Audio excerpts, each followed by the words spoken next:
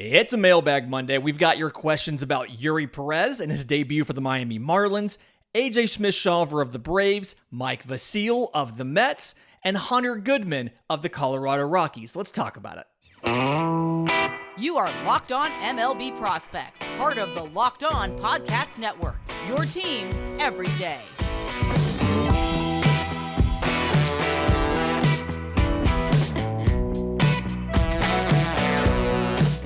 Yes, welcome on in to Locked On MLB Prospects, your home for all things minor league baseball. I'm your host, Lindsey Crosby, freelance baseball writer and podcaster. Thank you for making this your first listen every single day. We're proudly part of the Locked On Podcast Network, where it's your team every day, and today is your show. All questions on a Mailbag Monday come from listeners of the show. If you have a question for us, I'm on Twitter at Crosby Baseball. Show's on Twitter at Locked On Farm. You can email us, lockedonmlbprospects@gmail.com, or drop your questions in our Locked On MLB Prospects Discord. Links in the episode description, links in the show notes.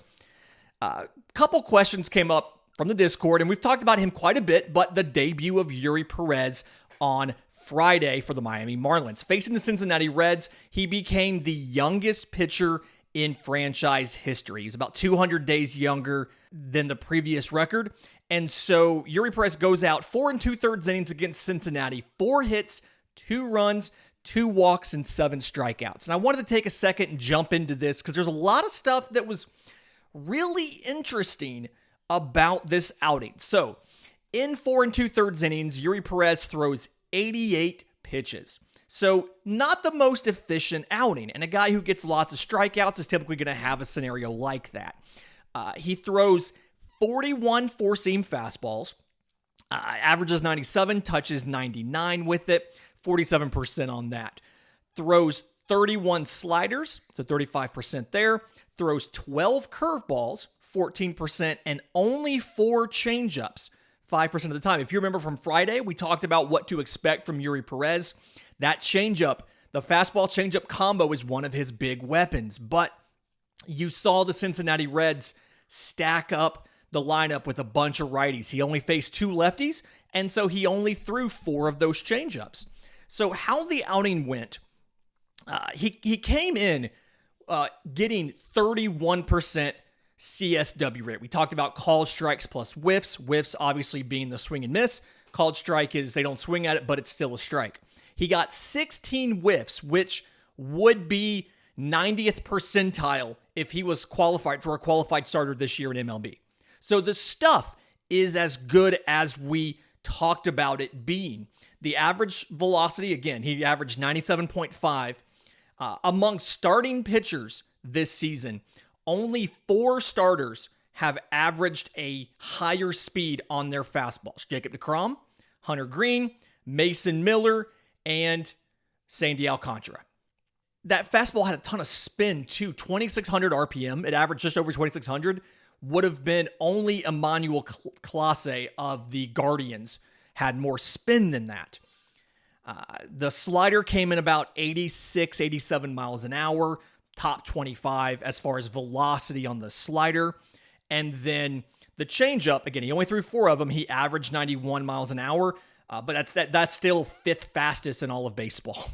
So a fantastic performance from the metrics, but when you watch what he actually did, it was really interesting how this whole thing broke down. So Eury Perez only gets 4 swings and misses or 4 whiffs out of 22 swings on the fastball.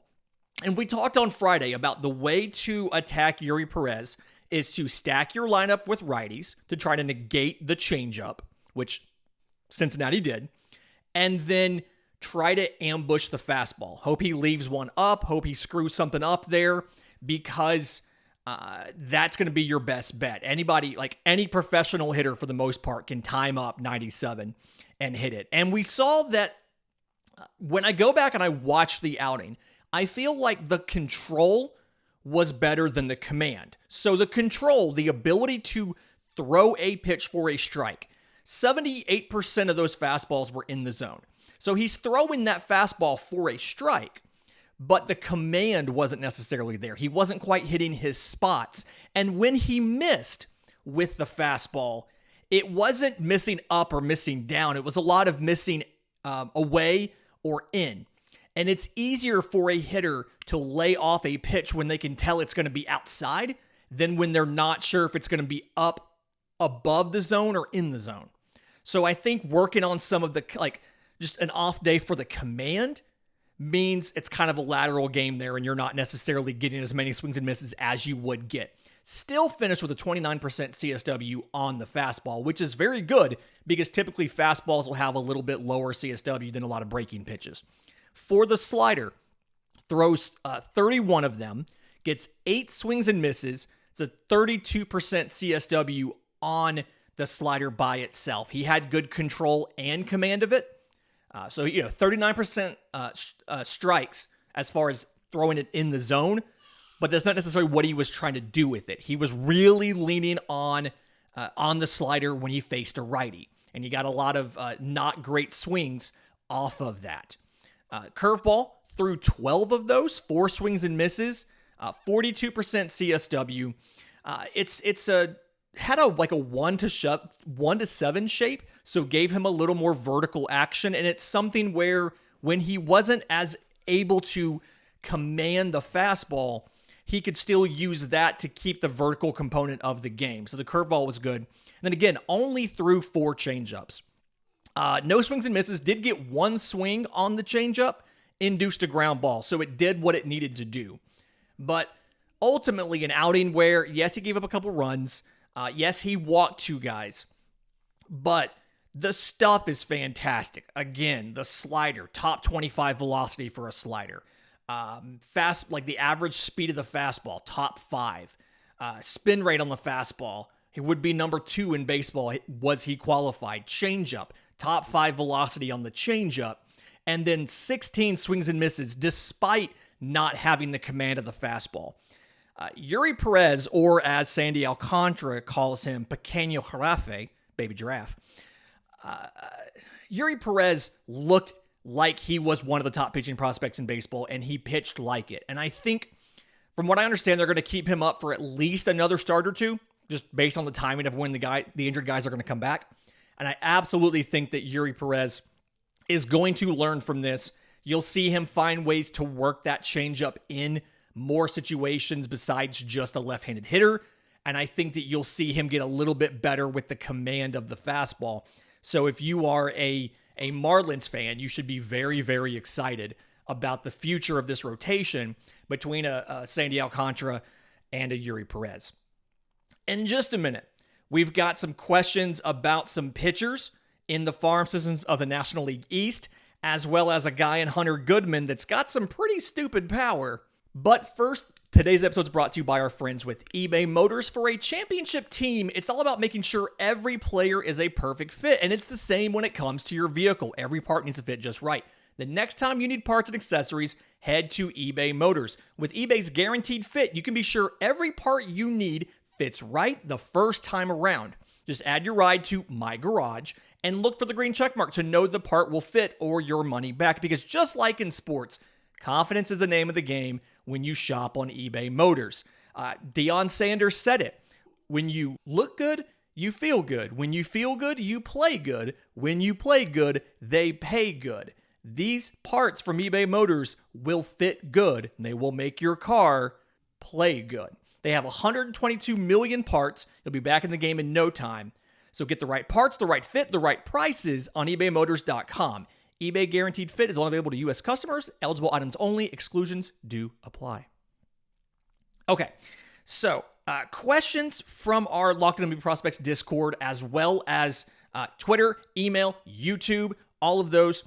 First one's from Bert on Twitter. We were excitedly watching on Saturday night AJ Smith-Shawver pitch for the Mississippi Braves, right-handed pitcher.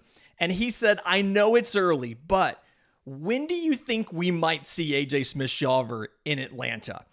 So, reminder here, 2021 7th rounder out of high school, has been jokingly by a lot of people, myself included, called the Spencer Strider starter kit because he 70 grade fastball, 70 grade slider, right?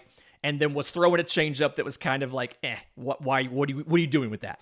And so the comparisons are there to Spencer Strider. Has had just about as good of a year as you're going to see a minor leaguer have at the midpoint of May from the perspective of he has made 5 starts. 3 were in High A Rome, 2 were in Double A Mississippi. And the next run that AJ Smith-Shawver gives up will be the first run that he gives up of the season. He's got a 0 ERA in 21 innings pitched, 32 strikeouts, so 13.7 per 9 to 7 walks, 3 walks per 9. Obviously no home runs because no earned runs, no runs, period. No one has scored when AJ Smith-Shawver has been on the mound in 2023. And last time we talked about him, I think it was with Jake of Locked On Braves, we talked about the fastball and the slider, and both of those are still very, very good. The fastball sits 95, averages 98, gets a ton of, 20 inches of induced vertical break. So it would drop 20 inches if not for the spin he puts on it. So carry up in the zone really well. Sometimes has a little cut to it, sometimes has a little run to it. Doesn't always necessarily feel like he knows which one it's going to be when it comes out of the hand, but it's effective and it works. He's still getting the command of the pitch. Again, he's got control. He can throw it for strikes. He's still working on the command as far as hitting his spots. And then again, the consistency of what kind of movement is it going to have out of his hand. But it's a very, very good pitch. And when it's on, it is devastating. The slider, it's one of those, sits in the upper 80s. It's also a 70 grade pitch. And we've made the joke, but it does remind me a lot of the Spencer Strider slider. It's not a giant sweeper. It's not a strict gyro slider, but it has that kind of that late, hard bite to it at the very end of it. And so if you're sitting fastball, it's just going to come in and then drop onto your bat the last second. Very, very good. And then he's kind of essentially scrapped the changeup for a curveball. And I think this curveball is very promising. Vertical breaking curveball.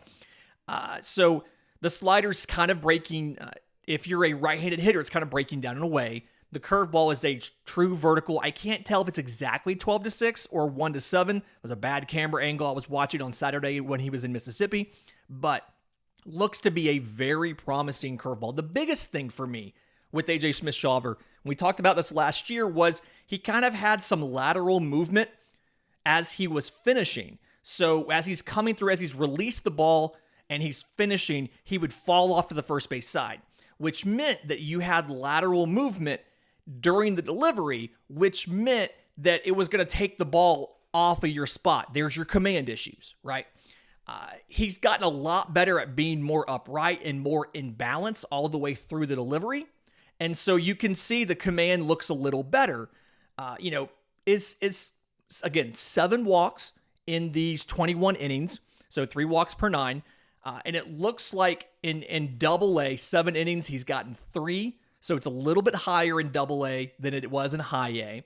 But still something where I love AJ Smith-Shawver. There is an outside chance that he kind of pulls a 2021 Spencer Strider and you see him at the very end of the season out of the bullpen for an appearance or 2 in Atlanta. But I still feel more comfortable saying, provided he stays healthy, it's a 2024 ETA to have him contribute in some way in Atlanta. I don't know if he's starting, he'll be 21.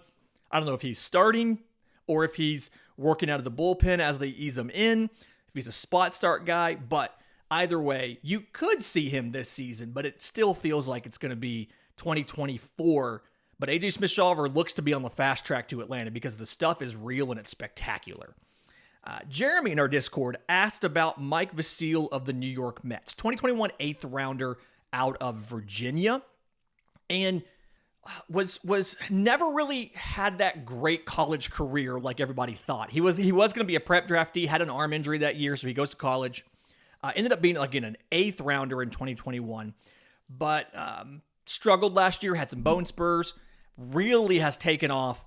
He got the fall league last year, like 15 innings, and then this year has really taken off. So he's 6 games right now in Double A, 2.70 ERA in 30 innings, 41 strikeouts, so 12.3 per 9, to 4 walks, 1.2 per 9, and 4 home runs allowed. But in May, Mike Vasil started 2 games in May, 14 total innings, 5 hits, 1 run, 2 walks to 14 strikeouts. He's thrown 181 pitches, 126 of them have been strikes, so 69.6%. It's very nice work from Mike Vasil.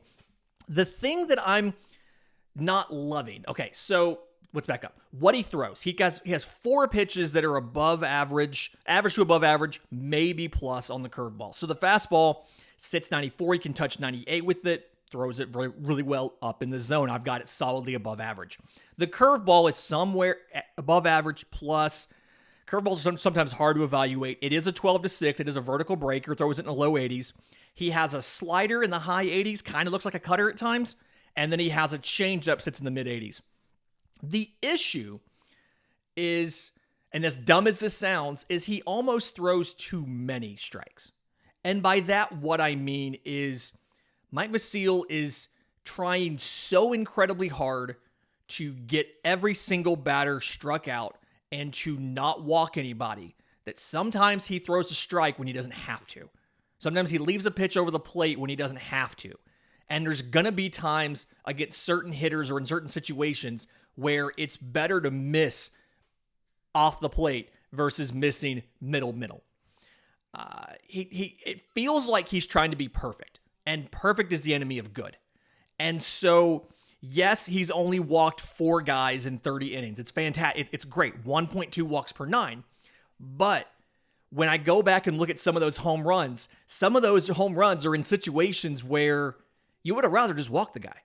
You didn't have to, it was a 1-2 count or a 2-2 count. You didn't have to bring a fastball center of the plate. You could throw something else, maybe get him to chase, but if you end up throwing a ball, it's not a big deal. But he tries to be perfect, and he attacks every single batter relentlessly. And it's a good problem to have, but it's just a little bit it's that finesse between being a thrower and being a pitcher. A little bit of work to do on the right way to attack every hitter, and the understanding you don't necessarily have to strike every single guy out. But I do love Mike Vasil. I do think he's better than the projection. A lot of the scouting stuff has him as a number 5 starter or a reliever. I think he could be a, number 5, number 4. We'll see how the velocity keeps going. He does get swing and miss on all 4 pitches, which is a good thing. None of them are worse than average. And so as long as he's mixing them all, he's a very effective pitcher. Brian in our email asked about Hunter Goodman. And kind of specifically, how good is he and what position does he play and when is he going to get to Colorado? And so, Brian, the thing with Hunter Goodman, 2021 4th rounder out of Memphis, and he's always been one of those guys where fantastic power, but there's questions about the hit tool. And the everydayers can say it with me, your power tool is only as good as your hit tool. He's hit so many home runs in the minors. He hit 36 home runs last year. That was 3rd. This year, he's already hit 12 going into Sunday in 31 games. But it looks like he's gotten better with the hit tool. So right now, 31 games in AA in Hartford Yard Goats. 275, 351, 675. 12 home runs, 24 extra base hits, 13 walks to 32 strikeouts, no stolen base attempts.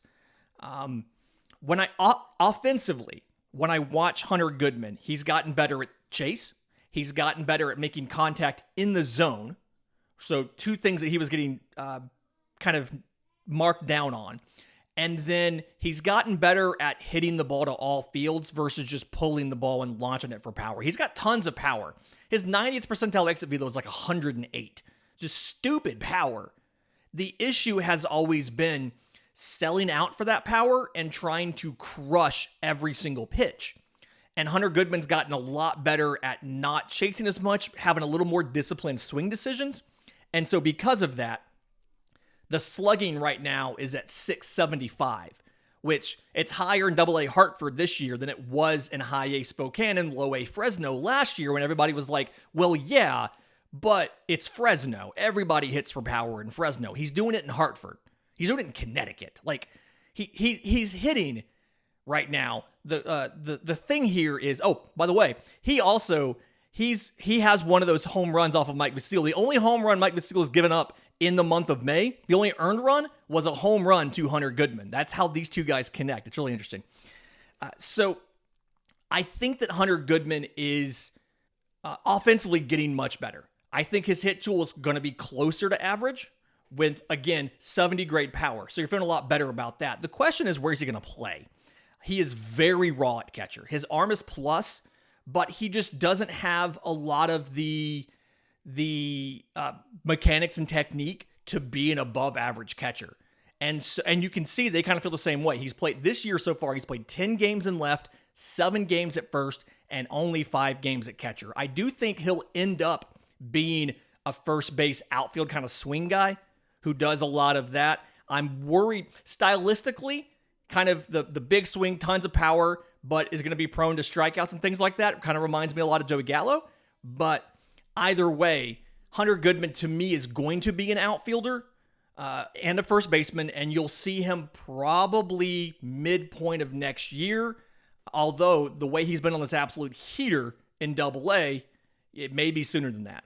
I'm hesitant that they'll move him up too soon because he does only have 43 games in the high minors. He only got 12 games in Hartford last year after his late year promotion. So it's still going to be a little while before they move him to Triple-A. In just a minute, I've got questions about Pablo Aliendo of the Cubs, Drew Rom of the Orioles, who has the most debuts in minor league baseball, and a fun little game of Would You Rather, and we'll get to that next right here on Locked on MLB Prospects. And we are back. So, continuing with the questions from the everydayers, Colton in our Discord asked about our thoughts on Pablo Aliendo of the Chicago Cubs. 2017 IFA, got 17 games in Double-A so far this year. Again, entering Sunday. 271, 343, 576, 4 home runs, 10 extra base hits, 6 walks to 20 strikeouts, 1 for 1 on stolen bases. Aliendo is one of the better defensive catchers in the minor leagues. Definitely the low minors. And probably, now that he's in Double-A, probably one of the better catchers in the upper minors. I can say he's the best catcher in the Southern League right now. I mean, he is defensively, he is a wonderful catcher. He has a plus arm, the game calling, the blocking, the receiving, all of that stuff, very, very good. He's bilingual apparently. Pitchers love him. Again, he calls a good game. All of that stuff is great. If his bat does not get any better than what it is right now, Pablo Aliendo is going to have a long career as a backup catcher who is going to be a defensive specialist, can call a really good game, and can hopefully hit his weight offensively. But the question here, obviously, is the offense. He was listed as having a 40-grade hit tool and a 30-grade power tool entering this year, was very, very aggressive with his swing decisions and his willingness to chase, which meant he was making a lot of suboptimal contact. He's gotten much better this year with the swing decisions, and he's cut down the chase a bit. Still has some work to go there. Part of it's he's just now seeing really good spin for the first time now that he's in Double-A. Part of the other issue is he's in the Double-A Southern League, and the spin is really, really good right now because of the tacky baseballs, the pre-tacky baseballs.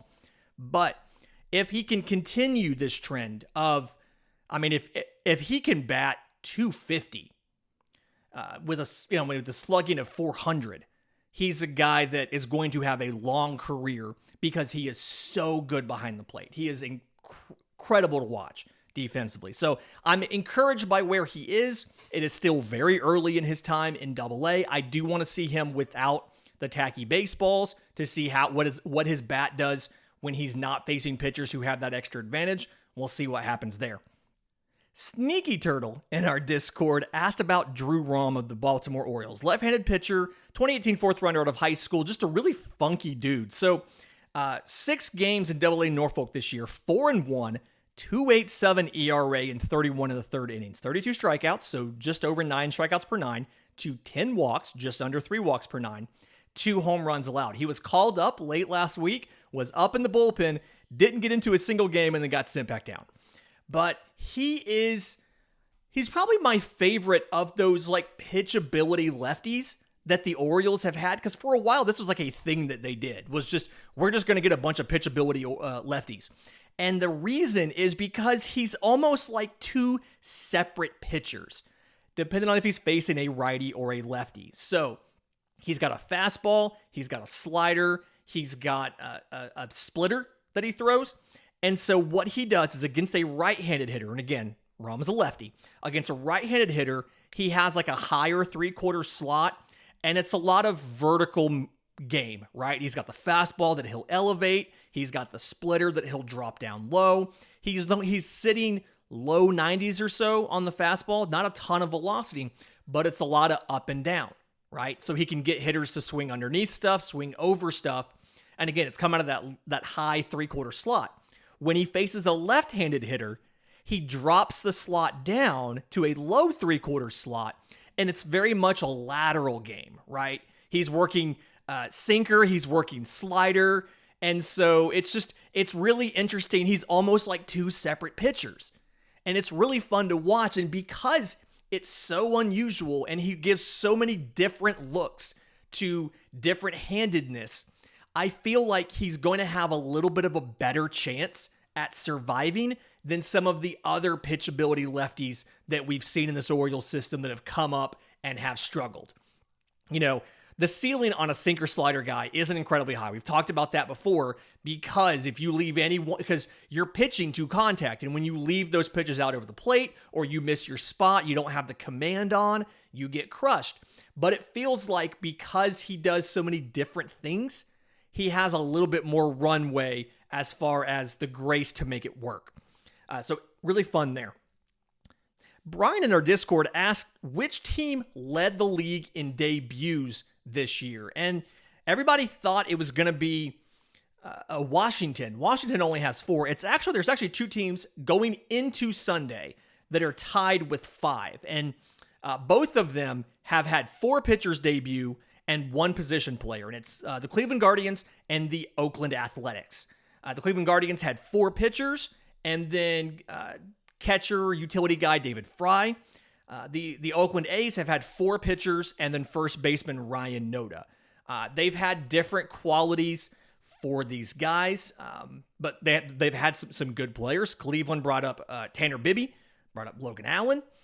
Oakland brought up, we all watched the saga and really kind of enjoyed the whole Mason Miller thing, right? They brought up pitcher Luis Medina. Shintaro Fujinami counts in there. That was his MLB debut. So they had a first baseman and they had 4 pitchers.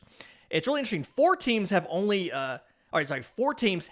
4 debuts. Milwaukee, Miami, the Giants, and Washington had 4 debuts. And then 5 teams have only had 1 guy debut this season. And not all teams you would expect. The Angels, we know they're competing. It's a veteran-laden team. They brought up Zach Neto. He's the only debut they've had this year. Philly is a competing team full of veterans. They brought up McKinley Moore, pitcher. That's the only debut they've had this year. But some teams that aren't necessarily still in their divisions or were expected to be competing for the playoffs haven't had a lot of debuts this year either. Colorado, Brenton Doyle's the only debut that they've had this year. Detroit, Mason Englert is the only debut they've had this year. And the Royals, Austin Cox is the only debut that they've had this year. Final question on the show comes from Everydayer Adam P. on YouTube. He asked a really quick, for the minor league reserve spot on your fantasy team, would you rather this guy or that guy? So for catcher, would you rather have Dominic Keegan of the Rays or Dylan Dingler of the Detroit Tigers? The answer is Dingler for me. He's closer to the bigs, and he's been on the prospect team of the week twice. So he is on a heater right now and is doing very well. For the outfield, Mason Auer of the Rays. This is Tampa Bay Rays heavy here, in case you can't tell. Or Owen Casey of the Cubs. I'm taking Casey. I think he has a higher ceiling. Starting pitcher, do you want Mason Montgomery of the Rays or Ty Madden of the Tigers?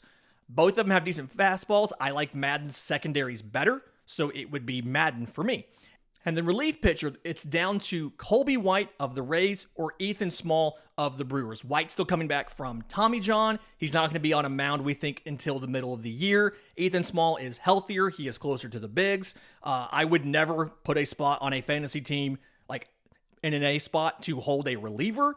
But in this hypothetical, I would pick Ethan Small. So not on purpose, I didn't pick any Rays. I do love the Rays system, but in these 4 situations, I'm taking these non-Rays over the Rays. fantastic week coming up this week. Reminder, if you have questions for Monday's mailbag or just a show idea you want to see us cover, I'm on Twitter at Crosby Baseball. Show's on Twitter at Locked On Farm. You can email us, lockedonmlbprospects@gmail.com, or drop your questions into Locked On MLB Prospects Discord. Links in the episode description, links in the show notes. Until tomorrow's show, remember, it's always a great time to pay a minor leaguer.